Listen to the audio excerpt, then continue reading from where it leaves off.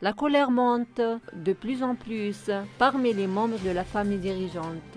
du Qatar, après que le pays soit devenu un refuge pour les frères musulmans et son organisation internationale dirigée par la Turquie. D'autant plus que l'accord militaire secret conclu entre Ankara et Doha a donné aux forces turques le pouvoir absolu d'utiliser toutes les installations vitales du Qatar. La présence des troupes turques sur le territoire du Qatar n'est pas seulement qui suscite la colère de nombreux membres de la famille d'Athènes, mais également le soutien du terrorisme et l'adhésion des Doha aux frères, aux chefs de rang extrémistes et le retrait de la nationalité de la tribu d'Al-Ghufran, ainsi que la politique des autorités qatariennes, en particulier avec ses voisins. Sheikh Saoud Ben Jassim Thani a déclaré que le retrait de sa nationalité de la tribu d'Al-Ghufran a révélé les contradictions de l'autorité qatarienne. Certains membres de la famille Athani avaient rejeté les politiques suivies par Tamim.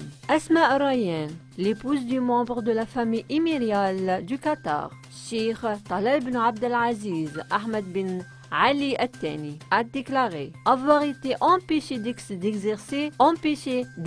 mes professions au Qatar afin de faire pression sur mon mari et malgré les souffrances qui ont été causées à moi et mes enfants. Les autorités qatariennes ont ensuite essayé de communiquer avec moi à ne pas quitter Doha, en soulignant que son mari ne